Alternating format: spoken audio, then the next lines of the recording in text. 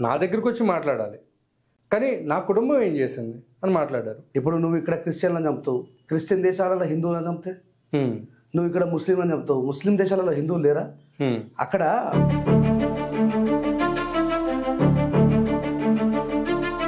ఆయన ఒక మాట చెప్తున్నారు, ఎవరు 600 అయినా 106 అయినా వర్గీకరణ జరిగి తీరుతుంది. ఈసారి వర్గీకరణ జరిగిన తర్వాత మళ్ళీ పోదని చెప్పి హామీ ఇవ్వమని.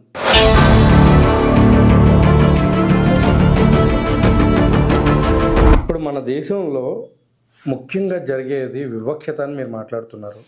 ఆ వివక్షత మత వివక్షత కూడా ఒకటి తోడై ఉందనేసి అనుకోవచ్చు అంటారా? రెడ్డి కులానికి చెందిన ప్రియాంక రెడ్డికి జరిగిన సత్వర న్యాయం ఒక దళిత కులానికి చెందిన టేకు లక్ష్మికి జరగలేదు. ఎక్కడ వచ్చింది స్త్రీ జాతికి స్వాతంత్రం, ఏ స్త్రీకి ఇచ్చింది స్వేచ్ఛ ఈ భారతదేశం, అడుగడుగున మంటలు పెడుతున్న చరితము, అత్యాచారాలకు అవుతుంది నిలయము, నడి రోడ్డున చంపుతున్న స్పందించని సమాజం, దినదినమున దిగజారుతూ బ్రతుకుతుంది ఈ జగం, ఎక్కడ వచ్చింది స్త్రీ జాతికి స్వాతంత్రం. ఆయన రాజ్యాంగాన్ని రాసింది కూడా చాలా తక్కువ. వాళ్ళందరూ కాదు, ఒక్కడే. Is mister Hamara Prasad, Christian హమారా ప్రసాద్. ఆ క్రిస్టియన్ హమారా ప్రసాద్కి మాదిగలకు రేంజర్ల రాజేష్ సవాల్ విసురుతున్నాడు అని అంటున్నారు. కాన్స్టిట్యూషనల్ ఎక్స్ప్లెయినర్గా, రాజ్యాంగాన్ని వివరించే వ్యక్తిగా. అంటే మొన్న వచ్చిన ఒక వీడియో కూడా ఉంది. ఏమని? రాముడి గురించి కొంచెం చాలా వ్యంగ్యంగా ఆయన చాలా క్లియర్గా రాశాడు భక్త తుకారంలో.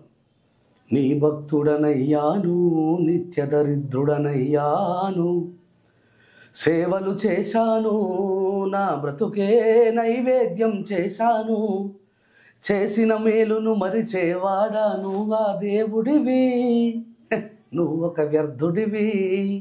బ్రాహ్మణ కులానికి చెందిన ఒక విప్లవ రచయిత ప్రశ్నిస్తే ఈ దేశంలో తప్పుగా, రంగు రాళ్ళను తెచ్చి రమ్యము గుడిగట్టి రాతి ప్రతిమల చేసే ఖ్యాతిగాను, రాయిని దేవుడు నుంచి మొక్కుతే దీవించ పలుకున విశ్వదాభిరామ విప్లవేమ అని వేమన్న ప్రశ్నిస్తే ఒక రెడ్డి కులానికి చెందిన వ్యక్తి తప్పులేదు. బైరి నరేష్ ప్రశ్నిస్తే ఒక శాలోడు, ఒక బీసీ వాడు, వీడు శూద్రుడు, పాదాల నుంచి పుట్టినవాడు, పై 3 వర్ణాలకి సేవ చేయడానికి పుట్టిన సేవ కులంలో పుట్టినవాడు మమ్మల్ని ప్రశ్నిస్తారా?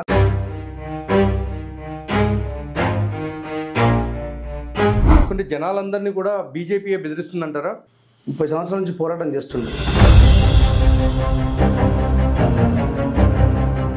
రేంజర్ల రాజేష్కి కులపిచ్చి అసలైన అంబేద్కరిస్టులు మాదిగలే, మాలలు కాదు. బాబాసాహెబ్ అంబేద్కర్ గారికి వ్యతిరేకంగా కాంగ్రెస్ గవర్నమెంట్ తయారు చేసుకున్నటువంటి ఒక బానిసను తీసుకొచ్చి రాష్ట్రాలలో ప్రచారం చేసినటువంటి మందకృష్ణ ఒక గొప్ప అంబేద్కరిస్టు. బాబాసాహెబ్ అంబేద్కర్ గారి పార్లమెంటు సాక్షిగా అంబేద్కర్ అంబేద్కర్ అంబేద్కర్ అంబేద్కర్ అనేది ఒక ఫ్యాషన్ అయిపోయిందని మాట్లాడితే నోరు తెలవలేని మీరు మనకు అన్నం పెట్టినటువంటి డాక్టర్ బాబాసాహెబ్ అంబేద్కర్ గారి కోసం కనీసం ఒక పల్లెత్తు మాట మాట్లాడి ఖండించలేని వీళ్ళు అంబేద్కరిస్టులా?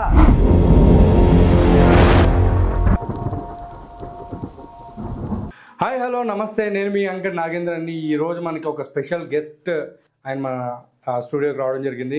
ఆయన ఎవరో గారు, రేంజర్ల రాజేష్ గారు. సో ఈరోజు ఆయన ఇంటర్వ్యూ చేయడం అనేది వర్గీకరణ గురించే కాదండి, మన ఛానల్లో ఫస్ట్ టైం ఆయన కనిపిస్తున్నారు కాబట్టి ప్రతి ఒక్క విషయం గురించి ఆయనతో చర్చించడానికి మనం ప్రయత్నం చేద్దాం. నమస్కారం రేంజర్ రాజేష్ అన్న. Thank you so much for coming to Aira media. Anyway అన్న, ఇప్పుడు జరుగుతున్న సిచ్యువేషన్స్ ప్రతిదీ ఒక్కొక్కటిగా మనం మాట్లాడదాము. అందులో మెయిన్గా స్టార్టింగ్ నుంచి వస్తే సనాతన ధర్మం, మను ధర్మం, వీటి మధ్య వ్యత్యాసం గురించి అసలు ఏది మానవాళికి ఇంపార్టెంట్? చాలా బాగా అడిగినరు. ధర్మం అనేది పూర్తిగా స్వచ్ఛమైన మంచి ధర్మం అంటేనే. రీసెంట్గా మన ధర్మం గురించి కమెడియన్ బ్రహ్మానందం గారు కూడా మాట్లాడి చాలా వ్యతిరేకతని ఎదుర్కొంటున్నారు. సో విషయం ఏంటంటే అసలు ఏమిటి మన ధర్మం అనే విషయం భారతీయ ప్రజలకి చాలామందికి తెలియదు. అదేనా, మనుధర్మ శాస్త్రం అనేది ఏదైతే ఉందో మనువు చేత రాయబడ్డటువంటి రాజ్యాంగం. డాక్టర్ బిఆర్ అంబేద్కర్ గారు రాసిన రాజ్యాంగాన్ని కంటే ముందున్నటువంటి రాజ్యాంగమే మనుధర్మ శాస్త్రం. అది ఆ కాలానికి అనుగుణంగా, అప్పుడున్నటువంటి ప్రజల జీవన విధానానికి అనుగుణంగా దాంట్లో రకరకాల చట్టాలు ఉన్నాయి, రకరకాల. సో మేము బాగా వ్యతిరేకించేది ఏదైతే ఉందో, చాతుర్వర్ణ వ్యవస్థలో బ్రహ్మతలం నుంచి పుట్టిన వాళ్ళు బ్రాహ్మణులు, జ్ఞానానికి ప్రతీక. భుజాల నుంచి పుట్టిన వాళ్ళు క్షత్రియులు, బలానికి ప్రతీక. ఉరువుల నుంచి పుట్టిన వాళ్ళు వైశ్యులు, వ్యాపారానికి ప్రతీక. పాదాలలో నుంచి పుట్టిన వాళ్ళు శూద్రులు. ఈ పై 3 వర్ణాలకి సేవ చేస్తూ బ్రతకాలి. ఇంకా మా గురించి, ఎస్సీలమైన మా గురించి అసలు దాంట్లో లేనే లేదు. మమ్మల్ని అవర్ణులు అంటారు. కొన్ని సందర్భాలలో శూద్ర జాతి అని కూడా మాట్లాడుతూ ఉంటాం. సో మేము చెప్పడం కంటే బ్రహ్మానందం గారే చాలా క్లియర్గా చెప్పినారు, స్త్రీకి అసలు మనధర్మ శాస్త్రంలో స్వేచ్ఛ అనేది లేదు. అలా చెప్పినందుకే కదా ఇప్పుడు ఆయనకి వార్నింగ్లు అన్నీ కూడా వెళ్తున్నాయి. So in this country we people living like a Hindus, we should know what is our holy book. మనం హిందూ ధర్మంలో బ్రతుకుతాం. ఇప్పుడు నాకు చాలా బాధ అనిపించే విషయం ఏంటంటే, నేను నాతోటి హిందువులతోనే అంటరాని వాడిగా, ముట్టరాని వాడిగా వెలివేతకు గురి కాబడుతున్నా. కాబట్టి నేను ఆ ధర్మాన్ని ప్రశ్నించినప్పుడు, ఎవరైతే నా మీద దాడి చేసిరో, ఎవరైతే నన్ను అంటరాని వాడిగా చిత్రీకరిస్తున్నారో వాళ్ళని నేను ప్రశ్నించినప్పుడు రెంజల రాజేష్ సనాతన ద్రోహిగా, హిందూ ద్రోహిగా కనబడుతున్నాడు. ఈరోజు మరి అదే హిందూ కులంలో పుట్టి మరుధర్మ శాస్త్రం అనేది ఇట్లా ఉంటుంది బాబు అని చెప్పినందుకే బ్రహ్మానందం గారిని, అంటే ఈ జనరేషన్ వాళ్ళకి ఈ సోషల్ మీడియా వచ్చిన తర్వాత ఒక్కటి గుర్తుపెట్టుకోవాలి నాగేంద్ర గారు, సహనం లేనివాడు, జవాబుదారీతనం లేనివాడు, సమాధానం చెప్పడం చేతగానివాడు, సమాధానమే తెలియనివాడు బూతులకు దిగుతారు. రైట్. వాళ్ళకి ఏం మాట్లాడాలో అర్థం కాక, సరే ఇవేవీ లేకపోయినా కనీసం సమాధానం తెలుసుకునే ఆసక్తితో పాటు, ప్రయత్నంతో పాటు ఓపికైనా ఉండాలి. అవును. ఇప్పుడు మేమంటే విప్లవ సంఘాలకి, సామాజిక చైతన్య సంఘాలకి సంబంధించిన వ్యక్తులం. అవును.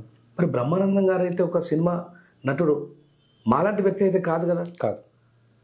సో ఆయన ఎందుకు ఉండదు, నిజం అది. అవును. That is a fact. మనుస్మృతిలో ఏముంది అనే విషయాన్ని ఈ భారతదేశంలో పుట్టినటువంటి భారత ప్రజలు తెలుసుకునే ప్రయత్నం చేయాలి. ఇప్పుడు మీరే కాదు, బ్రహ్మానందం గారు కూడా మాట్లాడే దానికి కూడా వ్యతిరేకించడం జరిగింది. ఆ వ్యతిరేకించే టైంలో కూడా నేను ఒక పెద్ద ఆయన అడిగాను. ఆయన ఏమంటారు, ఇప్పుడు పాదాలు లేనిదే ఈ పై 3 కూడా పనిచేయవు. అంటే మనుధర్మంలో పాదాలు మెయిన్, అంటే శూద్రులు అనేవాళ్ళు చాలా వరకు ఇంపార్టెంట్ పర్సన్స్ అని ఆయన చెప్పడం జరిగింది. ఏ ఒక్క దానికి సంబంధించిన వాళ్ళైనా వ్యతిరేకించడం ఎందుకు, దాడులకి దిగడం ఎందుకు? సపోజ్ మీరు చాలా వరకు ప్రతి ఒక్క విషయంలో కూడా చాలా జాగ్రత్తగా ప్రతి ఒక్క మనిషికి అర్థమయ్యే విధంగా మీరు పాట రూపంలో చెప్పడం జరుగుతుంది. ఆ పాటలు అర్థం చేసుకునే వాళ్ళకి నిజంగా చాలా బాగా అర్థమవుతున్నాయి. కానీ కొంతమంది ఏంటంటే దాన్ని వ్యతిరేకించి మాట్లాడడం. మేము ఉద్యమకారులు ప్రవహించే నది లాంటి వాళ్ళు. మేము చెప్పాలనుకున్నా అని పాపం వాళ్ళకి తెలియక నేను వాళ్ళని చూసి జాలి పడతానే తప్ప, అంటే సమాధానం తెలుసుకోవాలనే ఆసక్తి ఉన్నవాడు దాడి చేయడు, సమాధానం తెలిసినవాడు దాడి చేయడు. దాడి అనే దానికి అర్థం ఏంటి? జులుం. నువ్వు ఎట్లా, ఇప్పుడు ప్రియాంక రెడ్డి గారిని రేప్ చేసి హత్య చేసిండ్రు, కాల్ చేసిండ్రు. ప్రజలంతా కూడా చాలా తీవ్రమైనటువంటి వ్యతిరేక భావజాలంతో వాళ్ళని చంపేయాలి, అలాంటి వాళ్ళని బతకనివద్దు అని అన్నారు. ఎస్, దానికి తగ్గట్టుగానే ఏం జరిగిందో మనం అందరం చూస్తాం. That the same time what about Teku Lakshmi? Priyanka రెడ్డికి జరిగిన సేమ్ సిచ్యువేషన్ ఒక దళిత కులానికి చెందిన ఆదిలాబాద్ జిల్లాలో టేకు లక్ష్మికి జరిగింది. Where is the society to support her? Correct. ఆమెకి ఎందుకు చేయలేదు ఈ support? So this is called discrimination. ఈ వివక్షత ఉంది మాపై. ప్రియాంక రెడ్డి అనేటువంటి, నా దృష్టిలో స్త్రీలే. అవును. మానభంగం చేయబడ్డ ఏ స్త్రీకైనా న్యాయం జరగాల్సిందే. కరెక్ట్. హత్యకు గురైనటువంటి ఏ స్త్రీ కుటుంబానికైనా న్యాయం జరగాల్సిందే. కానీ నా దేశంలో భారత రాజ్యాంగం అమల్లో ఉన్న భారతదేశంలో ప్రియాంక రెడ్డికి జరిగిన సత్వర న్యాయం టేకు లక్ష్మికి ఎందుకు జరగలేదని అడుగుతున్నా. So I should rise my voice.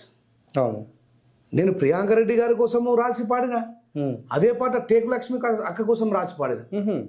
రీసెంట్గా మన జానులేరి చెల్లె కూడా దాని మీద యాక్టింగ్ చేసింది. మన పుష్ప 2లో పాడింది పాట లక్ష్మి, సింగర్ లక్ష్మి, ఆ చెల్లె పాడింది.